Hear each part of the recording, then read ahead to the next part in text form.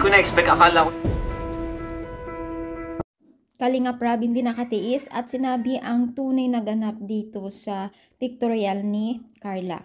So ano nga ba ito? So bago natin pagpatuloy ang ating paksa for today's video, kung bago ka pa lang sa aking channel, please subscribe po, like, and pakit na rin po natin guys ang notification bell upang ma-update po tayo tuwing ako pinag-upload patungkol sa Team Kalingap. No. So sa live nga po ni Kalingap Rob before or after or during photoshoot po sa debo ni birthday ni Carla, ay talagang si Kalingap Rob ay hindi siya nakapag-antay na hindi sabihin talaga na itong si Carla ay talagang umiyak siya sa photoshoot o during photoshoot dahil siguro halo-halo na po yung kanyang nararamdaman, pero tingin nila ay pinaka point doon kung bakit umiyak ay nahihiya siya. Parang naiilang, pero nandun na rin siguro yung feel niya na sobrang appreciate po niya yung effort po ng Team Kalingap sa kanya dahil buong buhay po niya ay siguro ngayon lang niya na-experience ng ganito, no? Siguro nung bata hindi siya, minsan lang siguro nagba-birthday or baka hindi pa nga dahil sa hirap din ng buhay, no? At panganay siya.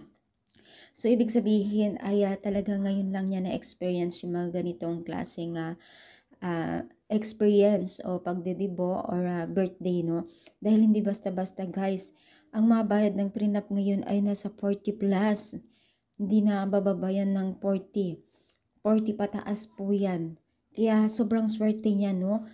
Kasi unang-una guys, kung sila ang gagastos niyan mismo, saan sila kukuha, no? At dahil marami pong sponsor na nagbibigay po sa kanya at sa kanila, ay talagang napakaganda po ang kaganapan sa birthday o dibo ni Carla na talagang pinaghandaan po ng lahat. Lalong-lalo na po itong mga sugid na taga sponsor po ni Kalingap or itong si Kalingap Rob or itong si Carla.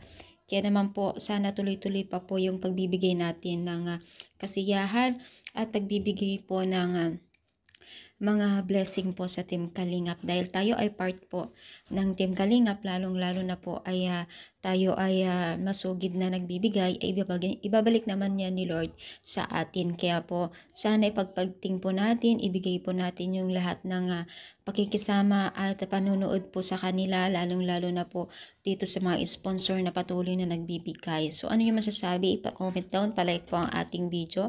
At nawa guys, huwag tayong magsawang sumuporta kila Kalingap Rob. Suportahan po natin dahil napakalawak na po ang Team Kalingap. Thank you so much and God bless po guys.